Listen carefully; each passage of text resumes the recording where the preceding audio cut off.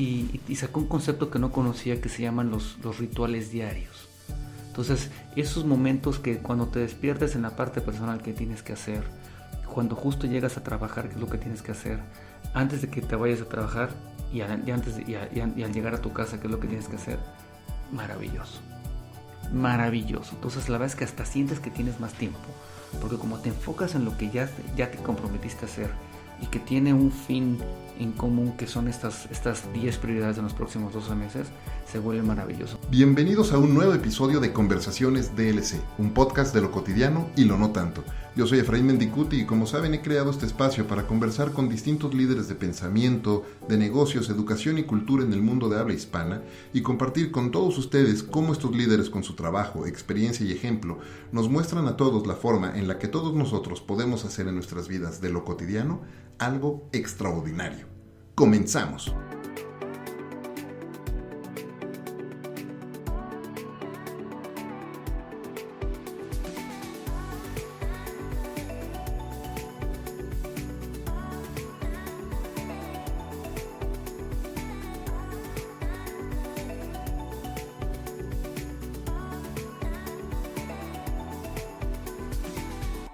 Informático atrapado en la silla de un director general es como se describe mi invitado el día de hoy.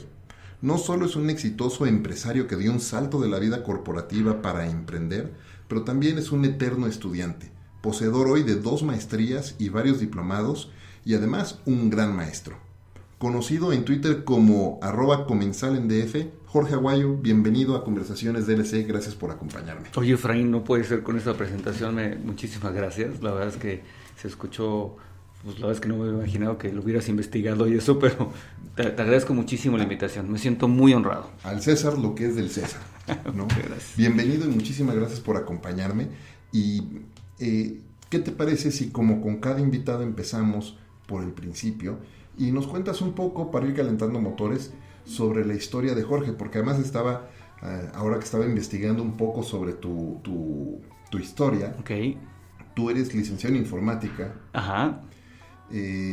Estuviste haciendo marketing y ventas en Blockbuster, que fue una Exactamente. empresa pues muy exitosa en su momento, que cambió las reglas del juego en su momento. Y después diste un salto al mundo del marketing digital y luego emprender en un negocio que tienes ya años. Pero cuéntanos mejor tú tu historia y cómo ha sido todo esto. Sí, pues mira, la verdad es que al final de cuentas, empezando, la verdad es que soy una persona muy afortunada, ¿no? Siempre me he sentido una persona muy afortunada y por eso a veces tengo como que mucho esa deuda moral en la cual tratar de regresar a la gente y por eso yo que también seguramente tú piensas lo mismo, siendo profesores o maestros o tutores de alguna forma con la demás gente, les regresamos un poco de lo mucho que nos ha tocado. Yo siento que me ha tocado de más y por eso siento que lo tengo que regresar y ya empezando ya, ahora sí que desde el inicio, pues yo empecé muy joven, a los 17 años. Uh-huh. No me gustaba estudiar en aquel entonces, curiosamente. Después ya ahora es otra historia, pero no me gustaba estudiar. En la familia estábamos pasando por un bache importante económico, lo que tú quieras. Y mi papá me dijo un día, mi niñazo, ya no hay dinero. Tú puedes vivir aquí, dormir y comer lo que tú quieras, pero ya no hay dinero para que te vayas ni con tus amigos. Estábamos en una escuela un poquito, digamos que acomodada, entonces pues tus amigos que sí que tenían facilidades, pues a mí me quedé, pues obviamente es como tu aspiración, ¿no? A continuar con ese estilo de vida. Entonces decidí entrar a trabajar. Entonces, como pasó hace unos años en Starbucks, en mis tiempos de juventud, pues estaba llegando McDonald's a México, ¿no? Claro. Entonces llegó McDonald's a México, específicamente a Guadalajara, porque yo soy de allá, ya vivía, y pues se me ocurrió meterme a estudiar a trabajar a McDonald's, y ya dije estudiar, pero tiene que ver porque al final de cuentas me di cuenta que si no te sigues preparando en tus responsabilidades, pues no, era difícil crecer. Entonces me di cuenta que me gustaba mucho trabajar. La gente me seguía de alguna forma y me empezaron a dar como que responsabilidades de líder, digamos que a esa escala. Y también empecé a agarrar los libros de operaciones de McDonald's y ahora sí que me los eché como la Biblia y así, todo ese tipo de cosas. Fui creciendo poco a poco. Me eché 5 años en McDonald's, después me fui... Hay que decir que en aquel entonces, para los de nuestra generación, cuando llegó McDonald's era aspiracional trabajar en sin McDonald's. duda. pues por eso, imagínate, McDonald's fue el colegio en el que estábamos y que era, pues digamos que de los mejorcitos de la ciudad de Guadalajara. Entonces, pues fueron a todos esos colegios y pues obviamente fue una fiebre de que todo el mundo entró. Los que realmente iban a echar ahí a chacotear, pues se fueron a los 3, 4 meses. Yo que sí tenía la necesidad, pues me quedé, como te comenté, 5 años. Después me voy a Arby's. También Arby's llega a Guadalajara a vender sándwiches de roast beef. Digo, esta historia también es un poco triste porque fue un mercado que la gente mexicana no entendió. Creyeron que eran sándwiches de jamón calientes y no pensaban pagar eso. y eran deliciosos. Yo me acuerdo, a mí me gustaban muchísimo los sándwiches de Arby's. Sí, era muy rico y fíjate, algo muy interesante es que yo creo que tenían mejores controles que McDonald's. ¿Ah, sí? Sí, de merma y todo ese tipo de cosas, pero por ser el mercado incorrecto no floreció. Pero yo creo que aprendí más en Arby's en 2 años que en McDonald's en 5. Wow. Y después me fui a Blockbuster. Entonces, como le estaba empezando a ir mal a Arby's ya de alguna forma, pues Blockbuster estaba renaciendo, o no renaciendo, más bien llegando a México, y pues me fui de gerente de un Blockbuster. O sea, operando una sucursal de Blockbuster. Claro, siempre estuve, digamos que yo fui operador, tengo un perfil un poco variado, porque fui operador por 7 años, luego ahorita sí que sigo platicando lo demás, pero siempre he estado como que en diferentes áreas. Entonces cuando me dicen, oye, ¿de qué eres especialista? La verdad es que me cuesta trabajo decirlo, porque siempre he estado, los primeros 7 años estuve como operador, luego me fui a la parte comercial en Blockbuster precisamente, me invitaron porque me gustaban mucho los videojuegos. Entonces, pues, esa parte del gaming siempre me gustó y me dijeron, no, pues vente a comprar. Entonces, en aquel entonces empecé a comprar para todas las tiendas de Blockbuster el Nintendo 8-bit y el Super Nintendo. Imagínate lo que estamos hablando. Obviamente, rentábamos beta y VHS. Esperemos que los jóvenes que nos escuchen sepan qué es la palabra beta, porque si no, ya me metí en problemas. Y que no sea una prueba. Exactamente, que no sea una prueba. Y ya, entonces me quedé, ya prácticamente ya mi carrera profesional se fue alrededor de Blockbuster. Estuve prácticamente 15 años y estuve en la parte comercial. Me di cuenta, ahí fue cuando empecé a utilizar las computadoras. Yo no sabía ni usar Windows ni nada de lo que obviamente todos conocemos, y me tocó la fortuna de estar pegado a la gente de sistemas. Entonces veían que me quedaba muy tarde y me dicen, oye, pues ¿por qué te quedas tan tarde? No, pues es que no sé qué. Dice, oye, ¿y conoces los macros? Y yo, ¿qué es eso? Pues sí, es código que tú haces en Excel para que puedas hacer las cosas más rápidos. ¿Cómo crees? Y ya, y ahí es cuando nació mi amor por todo el tema de la información. Y pues dejé los videojuegos a un lado y me puse a estudiar Excel y macros y todo este tipo de cosas. Ahí me eché varios años. Poquito a poquito iba creciendo, ¿no? Dentro de Blockbuster. Se vienen las oficinas aquí a México, porque en aquel entonces estaban en Guadalajara. Sigo creciendo y un día mi jefe me dice, oye, ¿qué onda con tu escuela? No, pues yo ya acabé la prepa. Muy bien, me dice, ok. Y seguramente quieres seguir creciendo. Pues le digo, claro, ¿no? Entonces me dice, pues mira, te voy a decir algo. A final de cuentas, en una empresa de este nivel, pues no puedes nada más tener la prepa. Imagínate si algún día deja de existir Blockbuster, ¿qué va a pasar? Imagínate, ahora sí que era una... Entonces, no, eso no va a pasar. Y eso no va a pasar, ¿no? Pues voz de profeta, mi jefe en aquel entonces. Y decidí meterme a estudiar. Entonces me puse a estudiar informática precisamente y me eché casi 4 años y medio, porque pues, obviamente yo trabajaba a tiempo completo en Blockbuster y me salía a las 6 de la tarde y me iba a la escuela hasta las 10 de la noche. Así me eché 4 años y medio. Yo creo que eso es de mis más grandes logros de la vida a nivel de inversión de tiempo, de decir, pues ni modo, es 100% de chamba y 100% de universidad. Y pues ya, ¿no? Entonces ahí en Blockbuster estuve muchos años en la parte comercial. Después, por la parte de la informática, me fui a sistemas, que en aquel entonces, pues, marketing digital y todo este tipo de cosas ni las mencionábamos, ¿estás de acuerdo? O sea, ni existía todo eso, pero pues estuve en el equipo cuando desarrollamos el primer e-commerce para Blockbuster, que fueron de los primeros e-commerce que había, yo creo que en el país. Obviamente ahí aprendí como loco, y después me regresé a la parte comercial, y ahí fue cuando empezó también a salir el tema de las redes sociales, de Facebook, Twitter, todo ese tipo de cosas. Entonces como que para mí era ¿Esto ya era en qué año ya? Ya estoy hablando como el 2006, okay. ¿no? Como el 2006, 2008, por ahí. Okay. Yo creo que Twitter nació en 2008. 2006. O 2006, exactamente. Y yo empecé en 2008, ¿no? Que ahí éramos pues, los pioneros de Twitter, ¿no? Sí, ahí conocemos a varios, ¿no? Sí, claro, no. Sí, ya pasó tiempo. Exactamente, ¿no? Y pues ya entonces seguí estando en Blockbuster, ya después me tocó ya quedarme liderando la parte del desarrollo de la oferta de valor de videojuegos, la cadena de la marca de Gamebrus que estaba dentro de Blockbuster. Y pues la verdad es que Philly también fue uno de mis mayores logros porque hubo muchas aperturas, hubo nuevas formas de pensar. Siempre decíamos que estábamos evangelizando a los que se dedicaban nada más a comprar y vender películas con ya la parte de videojuegos.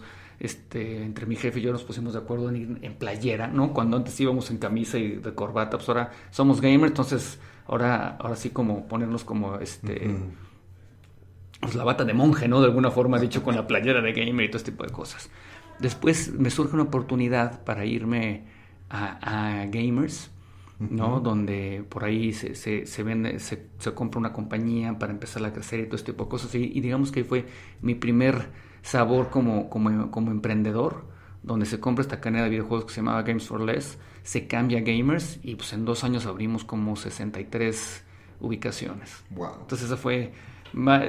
poquito antes estaba terminando mi primer maestría en dirección de empresas, pero realmente la verdadera maestría fue echarse claro. No sé cuántas tiendas. Pero la maestría que hiciste en administración de empresas no fue cualquier maestría, porque la hiciste en... La hice en el ITAM y estaba en doble grado con Arizona State University. Por ahí, es más, Jorge Ruiz, que ya vi que estaba, que lo has invitado, ya lo invitaste también aquí las primeras veces. Ahí lo conocí, ahí hicimos juntos la maestría. Exactamente. Y me acuerdo mucho cuando Jorge estaba haciendo la maestría, justo. Exactamente, ahí nos conocimos y pues desde ahí la amistad. Pero bueno, entonces después, estando en Blockbuster, desde que estaba en Blockbuster, mi socia, esposa, domadora y no sé qué otras cosas, deja de trabajar y dijimos, oye, ¿por qué? No sabemos qué vaya a pasar con Blockbuster. Yo obviamente ya estaba en Netflix, amenazando con crecer muy rápidamente y todo este tipo de cosas. Ya Blockbuster le había dicho que no quería comprar Netflix y pues obviamente, oye, si no me compras, pues no importa, yo voy a seguir creciendo, lo que tú quieras. Digo, obviamente ya estoy hablando con el periódico en la mano, ¿no? Pero yo en ese entonces sí dije, algo puede pasar y trato de ser una persona precavida. Entonces mi esposa dijo, oye, pues ¿por qué no nos ponemos a vender joyería? Le dije, pues órale. Y ella se echó 2 años vendiendo entre conocidos y familiares, así amigos y lo que tú quieras, hasta que pues, decidimos abrir la primera sucursal de nuestra cadena que se llama Prata Joyería.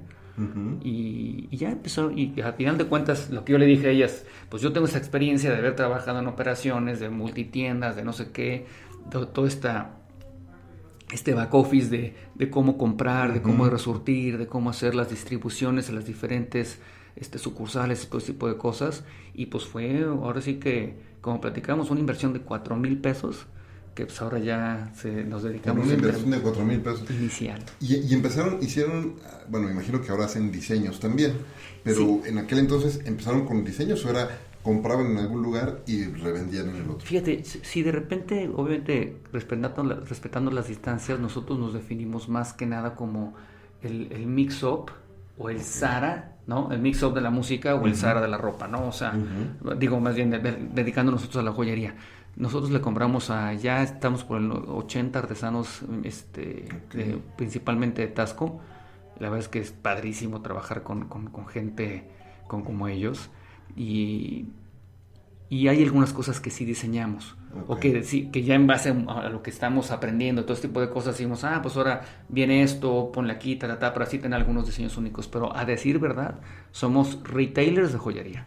Lo que me encanta de ese modelo, y yo lo platico mucho, mi esposa también lo platica mucho con nuestra hija, es cómo poder, porque creo que eso le falta enseñar a la escuela, porque en la escuela no nos enseñan nada de eso. Te enseñan 47,000 cosas, pero no nos enseñan a cómo hacer dinero, ni cómo administrarnos, ni mucho menos a emprender. Y entonces, una de las cosas que hacemos mucho con mi hija es poderle enseñar que, el dinero sí se puede hacer, y cómo, ¿no? Y entonces, el concepto tan sencillo de, mira, compro aquí lo mejor y lo vendo acá. Claro. ¿No? Y ya empiezas a ver cómo le empieza a caer ese 20, ¿no? Entonces ahora quiere hacer de estas joyerías, pero de niñas, ¿no? Ella tiene 11 años, y de estos que hacen de cerámica. Bueno, ¿y qué te parece si haces unos, les pones su collarcito de hilito y los vendes en 15 pesos, ¿no? Para Navidad. ¿no? Pues te voy a decir una cosa, estás haciéndolo maravilloso y te voy a decir por qué. Gran parte del resultado que estamos teniendo de que ahora es una cadena de joyería que tenemos ahorita ya 12 sucursales y vendemos en Amazon, en el sitio web, lo que tú quieras, pero gran parte se debe al espíritu comercial que los papás de Vanessa, mi socia y esposa, se lo inculcaron a ella desde niña. Entonces le enseñaron a comprar, como decimos los retailers, a comprar barato para poder vender caro, ¿no?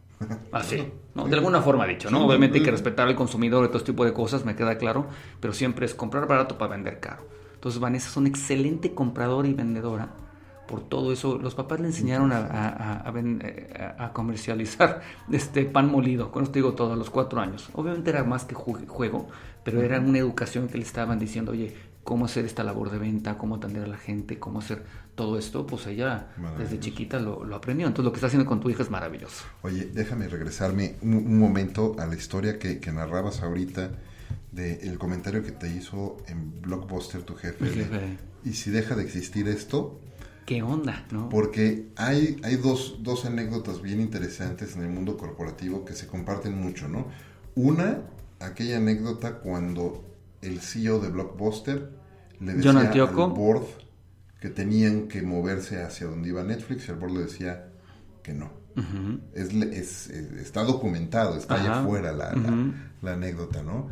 Y entonces vemos lo que pasó con Blockbuster. Pero al mismo tiempo también está la anécdota de la carta, o no me acuerdo si fue la carta o una entrevista de Jeff Bezos, uh-huh, cuando dice, yo me estoy preparando para cuando Amazon deje de existir. Amazon. Y el CEO de Amazon diciéndolo. Wow. El mindset, cómo ha cambiado, ¿no? La visión. Y también pienso en Jack Dorsey, uh-huh, ¿no? Que es el CEO de Twitter y cofundador de Twitter, y él dice, él no cree que vaya a desaparecer, pero él sí sabe que pues inmortal no es, y que entonces tiene que ser una operación y un movimiento y una empresa que subsista en otras y otras y otras generaciones, con una misión muy clara. Entonces me encanta eso porque ¿cómo lo piensas tú ahora que eres empresario y cómo lo llevas tú por ejemplo, a tu empresa? Sí, yo creo que he dicho de una forma muy simplista, siempre es tratar de buscar el plan B, ¿no? Entonces, yo cuando dejo Gamers y para meterme ya a Prata al 100%, hubo ahí un choque de intelectos con mi esposa, o mi socia, y decido abrir una agencia de marketing digital. Y decía, oye, ¿sabes qué? Prefiero tener un excelente matrimonio a tener una mala socia. Y puse una agencia de marketing digital. Después de leer un libro que la verdad es que sí me gustaría recomendarlo aquí a la audiencia, que se llama The Pumpkin Plan. ¿The Pumpkin Plan? The Pumpkin Plan, sí, del plan de la calabaza. Así. El cuate se llama Mike McColowicz. El apellido es un poquito raro, pero más o menos así se pronuncia. Y lo que hace es enseña al lector a cómo desarrollar, crecer una empresa, comparándola por cómo estos granjeros preparan sus calabazas para los concursos de calabazas gigantes. Entonces hay 7 pasos muy específicos de qué es lo que hacen ellos y los compara con el mundo empresarial. En ese momento a mí me voló la cabeza ese libro y decidí cerrar la agencia, decidí hacer las paces con mi socia y decir, ¿sabes qué? Mejor focus and reach. Vamos a enfocarnos en un solo negocio y hagamos esto y lo otro, pum, pum, pum, pum. Y pues la verdad es que ha funcionado. Ha funcionado. ¿Cuántos puntos de venta ya? Ahorita tenemos 11. Nos detuvimos este año porque vamos a desarrollar otro modelo de negocio. Es más, va a estar aquí a una cuadra. Luego te voy a invitar. Vamos a poner una vending machine wow, con joyería. Entramos en 10 días. El 15 de noviembre ya estamos ahí. Entonces, por eso este año no abrimos, porque me dediqué a hacer todo el research and development de la caja, el empaque, la comunicación, porque es otra cosa completamente diferente a tener un kiosco, ¿no? Entonces, creemos que es un modelo que puede ser muy replicable. Uh-huh. Y eso pues sí puede, en vez de abrir 3 nosotros regularmente abrimos como 3 al año. Ajá. Pues más bien podrían ser 10. Claro, tu costo de real estate baja muchísimo y puedes tener márgenes mucho mejores. Y la parte más complicada, como todas las empresas, la gente. Como es una máquina, ¿ya? Oye, no importa, aquí está la máquina. Nosotros tenemos que contratar una empleada, de preferencia mujer. Uh-huh. Digo, no es por querer ser, sí somos fanáticos de la diversidad, pero al final de cuentas la mujer le compra a la mujer principalmente, ¿no? Uh-huh. Hay un proceso de empatía. Es un proceso de empatía por ser joyería, claro, ¿no? O sea, claro, que se dejan tocar la oreja de otra mujer porque le ponen los aretes, y cosas como esas, ¿no? Que es complicado. Y y pues imagínate, quitarnos el factor más difícil para nosotros, que es el ser humano, pues más bien, es más, con esto ya podemos ahora sí contratar a más caballeros, porque ya nada más sería rellenar la máquina de alguna forma, ¿no? Oye, cuéntame, déjame poner un pin en eso, sí, y hacer un paréntesis en eso, porque ahorita que decías de las contrataciones me acuerdo, ya hace unas semanas grababa aquí mismo en esta sala con Güera Supernova. Uh-huh. Y decíamos que muchas veces lo que ponemos y compartimos en Twitter, pues ahí se queda, o en Facebook o en donde sea, ¿no? Claro. Y se queda. Y me acordé mucho de un par de tweets que mencionabas de la informalidad de la gente en las entrevistas. Qué grueso, ¿ah? ¿Qué está pasando? Sí, te voy a decir la verdad. Yo creo que no ha pasado nada, porque me pasa lo mismo que cuando contrataba gente hace 30 años para McDonald's. La gente, a final de cuentas, yo creo que ahora lo sentimos más a flor de piel, porque ya cualquier cosa, pues ahí lo estamos tuiteando, ¿no? Y así somos. Pero yo creo que no ha cambiado mucho. Los jóvenes de aquel entonces éramos los mismos, o sea, no los mismos, porque obviamente la tecnología nos cambió muchísimas formas de la cual operamos, ¿no? Es más inmediata, es más la urgencia de la inmediatez que sabemos, todo ese tipo de cosas. Pero yo creo que la informalidad, la gente, me duele decirlo, pero la gente mediocre, pues siempre ha habido mediocres, ¿no? Entonces, lo que tenemos que hacer, los que sí queremos correr más rápido, pues es ver cómo hacemos que las cosas sucedan a pesar de la situación. Y es lo que hemos tratado de hacer. Nosotros por muchos años estuvimos trabajando con agencias de recursos humanos, y seguro, no quiero generalizar ni mucho menos, porque seguramente hay otras que operan diferente, pero las que nos tocaban a nosotros, pues como ellos tenían muchos clientes, que era mi caso, pues ellos siempre estaban trabajando, pero digamos que no siempre éramos la prioridad número uno, siendo que para nosotros era la prioridad número uno poder poner una empleada para que atienda el kiosco, ¿no? Entonces, hasta que un día decidimos cambiar el modelo, contratar a una persona para que trabaje con nosotros directamente, y ya. Entonces yo creo que el aprendizaje es, oye, a ver, no te quieras enfrascar en una sola cosa. Hay veces que de repente la solución está más fácil, pero pues como dicen ahí, la definición de locura, ¿no? Es pretender tener resultados diferentes haciendo lo mismo. Tenemos que aprender a quitarnos de nuestro propio camino, ¿no? Y con eso me refiero a quitar las ideas fijas que tenemos. Claro. Decir, bueno, hay otra forma, y abrirnos a eso. Lo que me sorprende mucho de la gente que está siendo informal en ciertos sectores y en ciertos roles es que sabemos muy bien que los trabajos están cambiando, y sabemos que sí es un hecho que la automatización, ni siquiera me voy a meter a hablar de inteligencia artificial, ni me voy a ir a hablar de robots y nada, automatización de las cosas. Claro. Y la propia automatización está desde ya eliminando roles en personas, porque hay cosas que a lo mejor lo tenía que hacer una persona, y ahora con un vending machine, pues esa máquina va a estar vendiendo más horas, 12 horas, donde esté, las horas que esté abierto, en el lugar donde la vas a colocar, y no tienes una persona ahí. Bueno, tienes una persona que va a ir 1 hora o 2 tal vez a surtir, sacar el dinero, y se acabó. Claro. Fíjate, te voy a decir, yo creo que ahorita nosotros como cabezas de una marca, de un negocio, lo que sea, lo que tenemos que hacer, claro que siempre es como tender con hacer que cada vez vender más, pero al mismo tiempo, obviamente, las ventas son vanidad y el margen es una realidad. Entonces, lo que hemos tratado de hacer nosotros es esto de cómo hago más con menos. Y es lo que hacemos. Entonces, como te estaba comentando hace rato, regresé al mundo de la programación, estoy aprendiendo Python y todo ese tipo de cosas. Entonces ya automatizamos muchos procesos en los cuales nos va a ayudar a que sigamos con las mismas personas, pero que podamos vender el doble, por ejemplo. Entonces ahí es donde está el margen. Me encanta, y me encantó la frase. Ventas son vanidad y el margen es la realidad. Sí. Oye, déjame pasar a otro tema que acabas de tocar. También ahorita decías, te has puesto a estudiar y has regresado al mundo de desarrollo de código, ¿no? Del código, exactamente, a los unos y a los ceros. Exactamente. Y a estudiar. Y algo que me gustó mucho y me encantó aprender de ti es tu vocación de estudio. Okay. Cosa con la que me identifico y comparto, porque creo que todos deberíamos de tener este mindset del eterno estudiante. Claro. ¿No? A mí me gusta mucho decir que cuando uno deja de aprender, deja de crecer, y cuando dejas de crecer, comienzas a morir. Así de fácil. Esa es buena frase. La ley de la vida. Estoy completamente de acuerdo contigo. Y entonces me gusta mucho, pero ¿qué motiva a Jorge a seguir estudiando y seguir aprendiendo? Fíjate, esto que me preguntas siempre...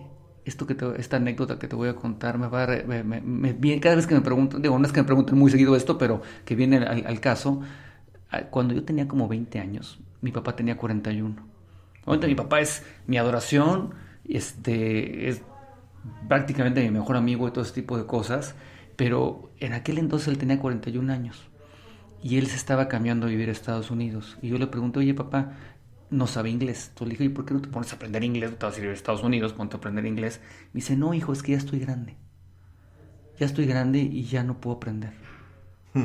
Me dijo eso. Un fixed mindset. Exacto. Y en ese momento me quedé y dije, ¿cómo crees? Me faltan 20 años para que yo ya no pueda aprender.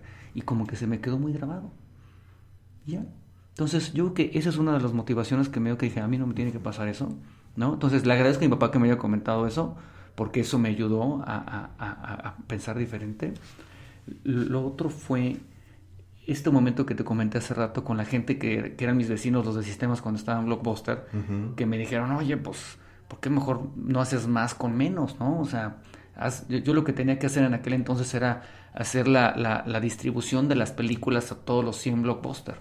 Entonces mi jefe compraba, compré 500 películas de Titanic, pues ahí tienes, ¿no? Entonces, en vez de hacerlo a mano y que te puedas equivocar, o que para nosotros era, obviamente, era muy de esperar, decir, si compraste 100, tienes que distribuirlas bien para que en todos lados se renten las mismas cantidades, o sea, porque obviamente hay tiendas que rentaban mucho, rentas que tienes que rentaban poco. Entonces teníamos que hacer esa distribución muy fina, pero pues obviamente mientras más comprabas y todo tipo de cosas, pues era más demandante hacerlo. Entonces yo por eso empecé a aprender a utilizar macros, ¿no? A decir, oye, a ver, ¿cuánto se rentó de esta película la vez pasada en estas tiendas? No sé qué, ahora multiplícalo por 50 películas que quiero mandar. Entonces todo eso fue cuando también dije, no, sabes que tengo que poder hacer más con menos, y fue cuando en aquel entonces no había internet, y otra vez no se vayan a burlar de mí la audiencia, pero no había internet. Me fui a Sanborns y me compré como 4 libros de Excel y me los devoré.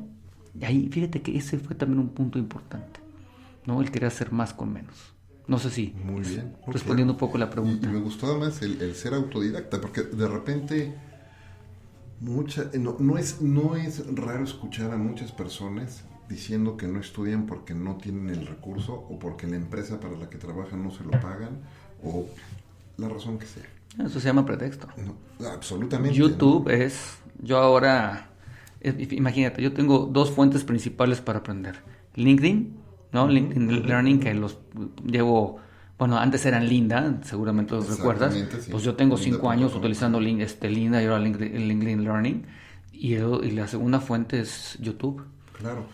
Me recordaste una anécdota. Hace poco fui a tomar un seminario a San Diego, y dentro de los keynote speakers estuvo Rachel Hollis, que es autora de un par de libros muy, muy reconocidos, bestsellers, que se llama uno Girl Wash Your Face y el otro es Girl Stop Apologizing. Okay. Y entonces Rachel cuenta dentro de su plática, y cada vez que, si tú escuchas su podcast que se llama Rise, lo cuenta mucho.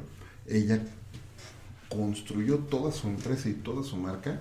Ella terminó, no estudió la carrera, terminó la preparatoria, tiene un high school diploma y se acabó.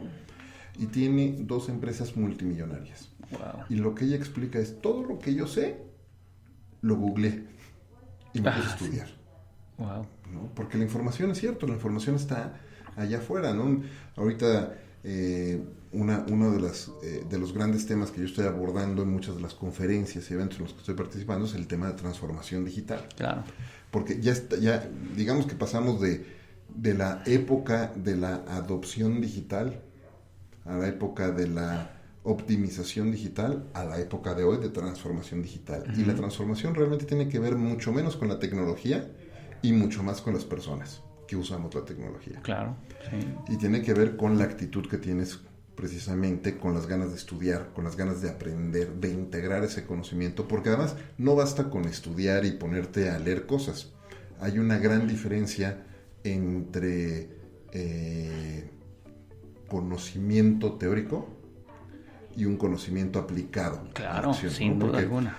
Una frase que me encanta de Derek Sivers, no sé si te acuerdas de esa plataforma que existía pre-Napster, que era CD Baby, y básicamente era un sitio donde tú ordenabas tu CD con la música que quisieras y ellos te quemaban el CD y te lo mandaban. Wow, no, fíjate que no lo conocí. ¿No? Yo empecé con Napster, a decir verdad, pero está súper interesante. Esta era la versión legal, ¿no? Y pagaba sus impuestos y hacía todo, ¿no? Y Derek Sivers luego termina vendiendo CD Baby, no me acuerdo a quién se lo termina vendiendo.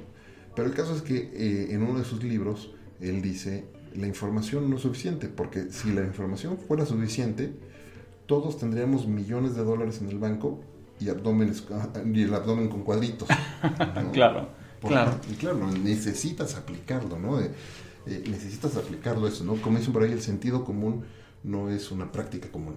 Sí, yo creo que siempre hay que pensar muy bien cómo debes de asignar tu tiempo para estudio o para cualquier cosa que quieras hacer, ¿no? A mí me topo de repente con varias cosas que quiero aprender al mismo tiempo y digo, a ver, ¿a cuál le voy a poder explotarla mejor? Te voy a dar un ejemplo ahorita muy chistoso, pero decidí volver a aprender álgebra. A aprender álgebra ahorita, porque creo que como me quiero enfocar mucho en la parte del machine learning, el data science y todo este tipo de cosas, dije, no, pues no me voy a poner a meterme a lo mejor a un doctorado de data science y de repente a ver palitos uno con el álgebra, ¿no? Entonces dije, no, pues por lo menos voy a empezar a agarrar y a ver si realmente le agarro el sabor y todo eso. Y mi esposa me dijo, oye, ¿qué estás haciendo? ¿No? Porque agarré el libro de Baldor, que seguramente conoces, ¿no? Claro. Y empecé así desde el capítulo 1 y me quedé pensando y dije, no, la verdad es que sí se necesita, porque ahí de repente cosas que hacemos, es más, a final de cuentas lo que nosotros hacemos es optimizar inventarios, ¿no? ¿Cómo compro mejor? ¿Cómo asigno mejor? ¿Cuál es el precio que debe de ser? Entonces yo la verdad es que sí trato de como que enfocarme mucho en que la cadena de retail que manejo es más bien una cadena, es una empresa de tecnología que vende joyería. Entonces es lo que trato de yo hacerme ese mindset en el cual, oye, ¿cómo le hacemos? Pues para comprar mejor este tipo de históricos. ¿Cómo para poder distribuir este tipo de procesos? Y todo este tipo de cosas, porque así es, ¿no? Entonces, ¿cómo haces con tu inventario que dé, como decimos en el argot, que dé más vueltas al año? Oye, George, ahorita platicabas un poco de la relación que tienes con tu papá. Y todos tenemos gente que ha dejado huella en nuestra vida por una u otra manera. ¿Quién ha dejado huella en la vida de Jorge y qué huella ha sido? O sea, ¿qué lección te han dejado que hoy pues pones en práctica o tratas de vivir? Pues fíjate, yo creo que hace rato empecé la plática diciendo que he sido afortunado y yo te voy a decir, obviamente, además de mi familia, ¿no? Que la persona que trato de ser buena persona en términos generales, pues obviamente eso lo aprendes en la casa, ¿no? Y eso me lo enseñaron mis padres y obviamente ellos están, sobre todo en primer lugar. Aparte de ellos, yo que he sido afortunado en tener muy buenos jefes. He tenido muy buenos jefes, es más, yo creo que a varios los conoces. Uno de ellos fue Diego Cosío. Okay. Diego Cosío fue mi jefe por varios años y le aprendí mucho en Blockbuster, exactamente. Claro. Abraham Bautista, él fue mi jefe, él fue el dueño de Gamers. Uh-huh. Jorge Saldívar, tanto que claro, voy de él, claro. En Blockbuster también. Él estuvo en Blockbuster, luego se fue a Nintendo, luego se fue, estuvo en Fox, que también en Home Video, creo. ¿Y quién más puede ser que también conozcas? Me falta uno, Ricardo Vega. Entonces yo creo que ellos han sido como mis mentores y han sido excelentes jefes. Uh-huh. Y ellos son los que siempre... Digo, cuando son tus jefes, cuando suena el teléfono te temblaba la mano, ¿no? O por lo menos a mí me pasaba porque yo sí, pues tenía ese compromiso, vaya. Entonces yo te diría que son ellos, ¿no? A lo mejor no sé si haya uno en especial, pero estos que te mencioné para mí han sido pues como mentores más que jefes, la verdad. Qué interesante. Platicabas hace rato, bueno, y qué jefes, por cierto. Diego, mis respetos. Jorge Saldívar, mis respetos, todos, impresionante. Hace rato platicabas de tu historia cuando cuando empezaste a trabajar en McDonald's? Con todo lo que has aprendido en estos años. Esta experiencia. Toda esta experiencia. Si tuvieras el DeLorean estacionado aquí afuera y pudieras regresar a ver a Jorge de hace 25 años, ¿qué le dirías? Yo, la verdad, híjole, que nunca me había preguntado. Ya había escuchado muchas veces esta pregunta, pero nunca me la había hecho a mí mismo, la verdad. Y yo creo que a lo mejor le diría, no pierdas el tiempo y empieza a aprender hoy. Porque yo creo que la parte esta de aprendizaje, que para mí ha sido muy importante, la verdad, empezó ya formalmente a los 25, 26. Entonces, esos 7 años que hubiera a lo mejor aprovechado de a lo mejor sí empezar la carrera antes, o a lo mejor le diría, oye, ¿sabes qué? Porque eso sí me di cuenta en el 95, que la información iba a ser de las cosas más importantes en el futuro, por lo menos eso es lo que me dio mi pensar en aquel entonces, y por eso empecé con este tema de Excel y de los macros y las bases de datos y bla, bla, bla. Entonces yo a lo mejor le diría también algo así. Y es más, ya me acordé de otra cosa, fíjate que estuvo muy chistoso, y esta palabra, precisamente ayer lo vi, creo que también lo conoces, a Kirita, a Óscar Yasser Noriega. Sí, por supuesto. ¿No? Akira, él también es una persona que aprecio mucho, que precisamente yo me lo encontré ahí en el ISDI, pero en él después, como hasta los 30 años me di cuenta, él decía que era emprendedor, ¿no? Uh-huh. Y yo a los 30 años no sabía que era emprendedor. O sea, como que mi cabeza siempre había estado alrededor de ser pues lo que hoy conocemos como entrepreneur, ¿no? De hacer nuevos proyectos pero como empleado. Entonces, probablemente a los 17 años también lo hubiera dicho eso, oye, a ver, cuidado, no todo en la vida es ser empleado. Probablemente, si te preparas desde antes para que puedas tener tu propio negocio, yo creo que también le hubiera dicho eso, ¿no? Que le definiría la palabra de emprendedor a los 17 años a Jorge Aguayo. Definitivamente. Me encanta eso. Dentro de los cambios que tú has vivido en tu carrera y dejaste una carrera corporativa para emprender precisamente, hay muchos momentos en los que no sabes ni cómo emprender, que se puede solucionar, ¿no? Te vas aconsejando, te vas rodeando de mentores, vas estudiando un poco, pero más importante, no sabes por qué emprender. Okay. Es decir, ¿en qué momento Jorge piensa, aquí hay un propósito interesante que puedo yo cumplir, aquí hay algo que me interesa y me apasiona lo suficiente como para hacer de esto mi propósito de vida y aventarme a hacer plata y entonces estar, pues ya cuántos años con la empresa, 12 años... Acaba de cumplir ya, desde que se abrió la primera sucursal, ya son 10 años 2000. 10 años. ¿No? Ya son 10 años. 10 años dedicado a eso. Y ¿cómo descubres? ¿No? Porque de repente hay como muchos mitos alrededor y la gente te dice, ¿no? El clásico dicho popular de haz lo que te apasiona. Justo platicando en el episodio con Jorge Ruiz, decía Jorge, pues si a mí me dices haz lo que te apasiona, pues me voy a ir a jugar básquetbol todos los días. Claro, ¿no? Claro. Pero pues eso no te va a dar de vivir. La respuesta es depende. No. Si hubiera sido un extraordinario basquetbolista, por supuesto, George seguramente se dedicaría a eso, ¿no? ¿Sí me explico? Entonces, fíjate que me gustaría platicarte algo que en alguna convención de bloggers, ahí cuando estaba todo el tema de blogs resurgiendo junto con Twitter precisamente, entré en una plática donde había un cuate que decía, ¿a qué te debes dedicar en la vida? Entonces tienes que cumplir 3 filtros.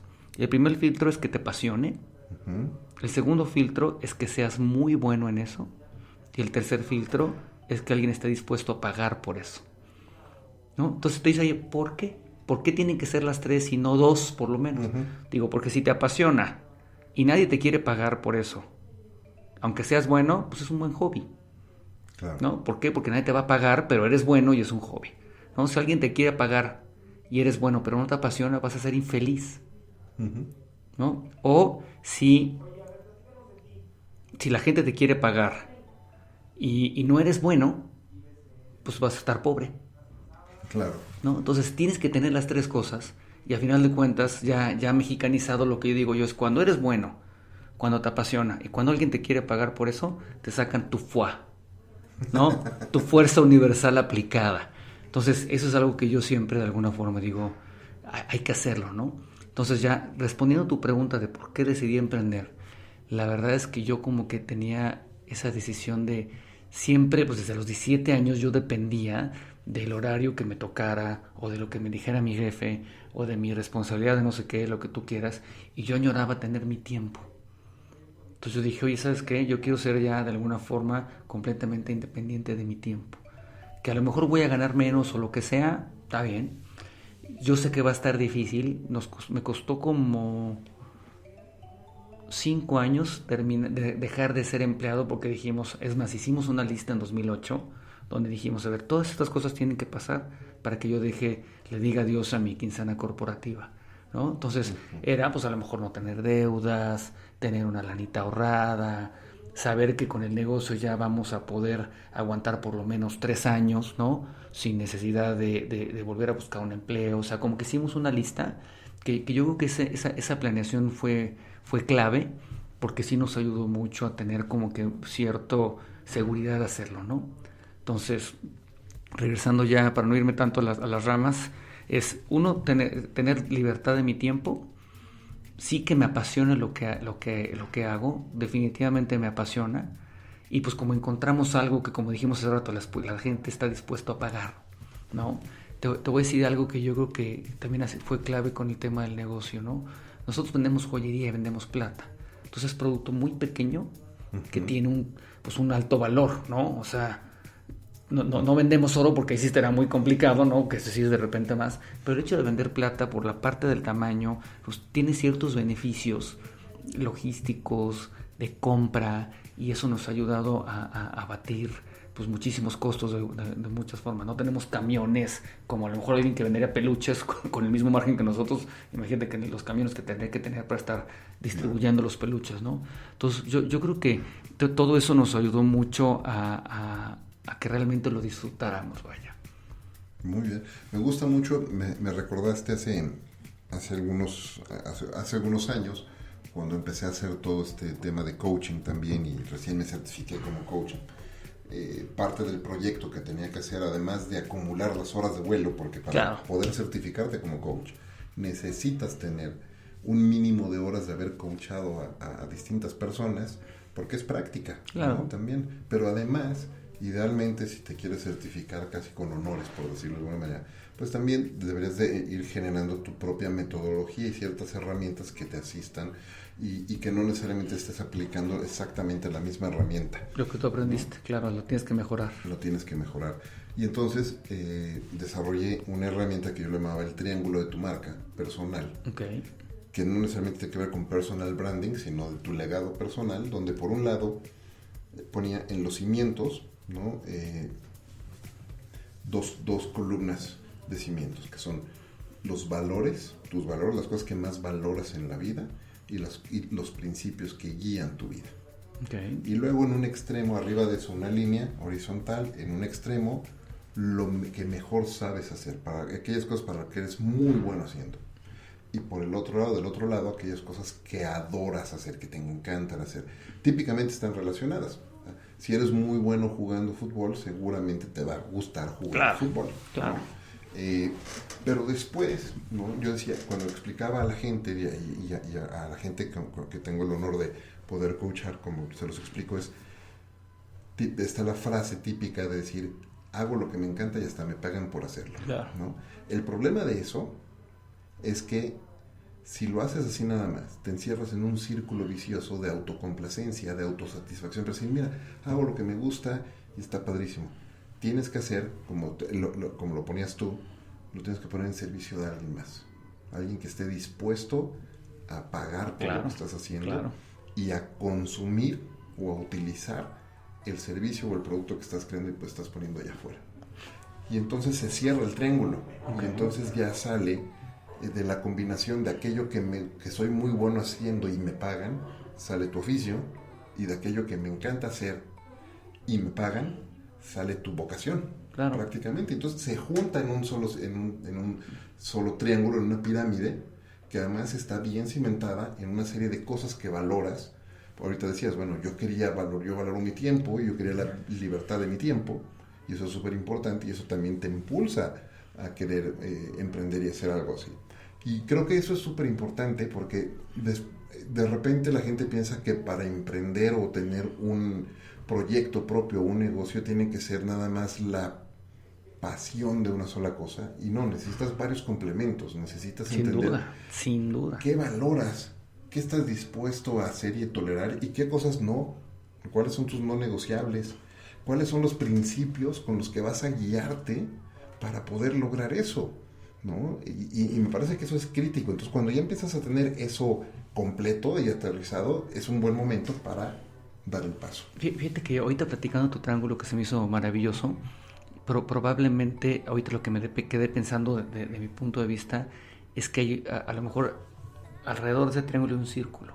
Uh-huh. Y ese círculo es la zona de confort, ¿no? Porque tú lo dijiste hace rato, oye, pues yo hago lo que me gusta y me pagan y ahí estoy con yo solito ahí, pero ¿qué es lo que sucede? Oye, no, pero espérame, tienes que crecer, claro, ¿no? Entonces, la verdad es que yo creo que gran parte, otra motivación para mí, yo creo que también fue esta parte de salir de la zona de confort, ¿no? Es decir, oye, a ver, porque al final de cuentas tú no sabes qué es lo que va a pasar. Es más, en estos tiempos, con todas las partes políticas y económicas que estamos viviendo hoy, pues más bien es como también estábamos platicando hace rato, ¿cómo le haces para tener un plan B? Claro. Para si hoy el día de mañana, a mí nadie me asegura que la plata no se va a ir al doble de repente por alguna razón y que me quede sin negocio porque ya nadie me compra. Uh-huh. Entonces yo tengo que la responsabilidad de cómo decir, oye, ¿sabes qué? ¿Cuál es el plan B que tenemos? ¿No? Y que esas son pues, también responsabilidades que tenemos que tener los que estamos a la cabeza de un negocio. Bueno, fíjate que justo la pirámide que te platicaba, en efecto, no tiene un círculo como continuación, pero sí tiene un halo como continuación, porque empiezas, ¿cuáles son para los siguientes pasos que quieres dar? Las habilidades, las competencias, los skills, los recursos claro. que tienes que hacer para los siguientes pasos, porque si te quedas estacionado en eso nada más, tarde o temprano vas a pagar las consecuencias porque vas a estar estancado. Entonces necesitas seguir desarrollando. Entonces yo esto le llamo que es como el baticinturón de Batman, ¿no? Okay, claro. ¿Te acuerdas de ese cinturón utilitario donde ibas sacando hasta el spray antitiburones? Claro. Era un clásico. Sin duda, un claro, clásico, con Adam West. El repelente de tiburones. Perfecto. Ajá. Pero, no, es en serio, creo que en nuestra vida necesitamos ir construyendo nuestro baticinturón. Y ese baticinturón se crea con las competencias y las habilidades que vamos desarrollando y vamos adquiriendo para poder seguir avanzando. Y fíjate que complementando eso, hay algo bien importante que luego también es una trampa muy fácil para el emprendedor, ¿no? Ya me fue bien, sí, ya me fue bien, entonces quiere decir que soy un fregón, ¿no? Entonces cuando la gente empieza con esta parte de soberbia en el cual, como ya me fue bien, soy un fregón, empezamos a reducir nuestra capacidad de escucha. Claro. Entonces empezamos a escuchar menos, porque no, pues si yo ya sé, ¿cómo me va a decir esta persona, no sé qué, este coach, si yo soy el que soy el exitoso en este tema, ¿no? Entonces yo creo que la humildad es algo muy muy importante que se tiene que tener cuando tienes eso. Y yo lo que como lo comento es decir, el problema no es que sepas lo que no sabes. El verdadero problema radica en que no sabes lo que no sabes. Uh-huh. Porque a veces las empresas, por eso están atoradas, ¿no? Decir, oye, ¿por qué no crees? Es que tú no sabes que debes desarrollar esto, ¿no? Tú no sabes y ahí es cuando te empiezas a salir a cosas que no están en tu expertise, ¿no? Como veníamos platicando hace rato, no podemos saber todo. Entonces estamos en la parte comercial o en la parte de sistemas, lo que tú quieras, pues hay veces que de repente la parte de los abogados o la parte de realmente el recurso humano y todo este tipo de cosas que decimos, eso está fácil, ¿no? Pues no, financieramente hablando, por ejemplo, es una locura. Entonces yo creo que esta parte de tener humildad y tratar de encontrar todos esos huecos de que encuentres qué es lo que no sabías que no sabes, es maravilloso. Oye, George, me encanta ese consejo. Se nos está acabando el tiempo, pasa volando el tiempo. Pero hay algo que siempre le pregunto a nuestros invitados aquí en Conversaciones DLC, y es hablar del tema, es preguntarles sobre sus hábitos y rutinas. Okay. Estoy convencido que para que una persona sea tan prolífica y productiva como tú, necesitamos tener ciertas rutinas o ciertos hábitos, ciertas prácticas, ¿no? que usamos todos los días, ¿no? Okay. Hablando de ese baticinturón, claro, ¿no? Claro. Para poder ser productivos y mantenernos bien. ¿Tú has desarrollado en lo personal o como emprendedor, como empresario, algún hábito o rutina para... Mejor te lo enseño ahorita porque va a hacer mucho ruido, pero fíjate que yo, estando en Blockbuster, nos tocó ir al curso de Franklin Covey en la administración del tiempo, que seguramente ubicas. Claro, claro. Los 7 hábitos de la gente altamente productiva, algo así, ¿no? Pero también tienen esta agenda, ¿no? Entonces, hubo un tiempo que regresé a Gamers el año pasado y empecé a tener tantas cosas que dije, ¿qué hago? Entonces regresé a tomar la agenda, Franklin Covey. Con los cuadrantes, ¿no? De lo urgente y lo... Exactamente, lo urgente, lo importante, todo este tipo de cosas. Pero también en mi camino de estar investigando me encontré con otra agenda que es el Focus Planner. ¿No sabes lo interesante que está? Ahorita que terminemos te lo enseño. Pero el Focus Planner te ayuda a planear tu vida personal, tu vida profesional, a que te enfoques precisamente en las 10 cosas más importantes que debes de hacer en los próximos 12 meses. Hay algo que dentro de ese Focus Planner, porque tienes que planear por cuarto, y sacó un concepto que no conocía que se llaman los rituales diarios. Entonces, esos momentos que cuando te despiertes en la parte personal que tienes que hacer, cuando justo llegas a trabajar, qué es lo que tienes que hacer, antes de que te vayas a trabajar y al llegar a tu casa, qué es lo que tienes que hacer, maravilloso.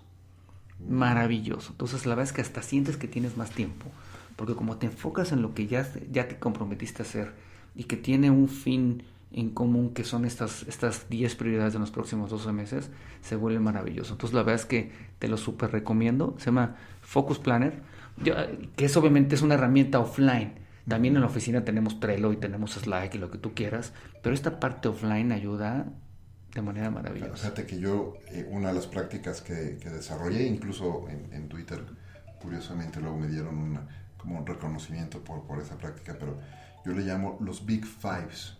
Y básicamente es una práctica que igual desarrollé cuando hice toda la certificación como coach, donde están por un lado los Big Fives y por el otro los Daily Seven.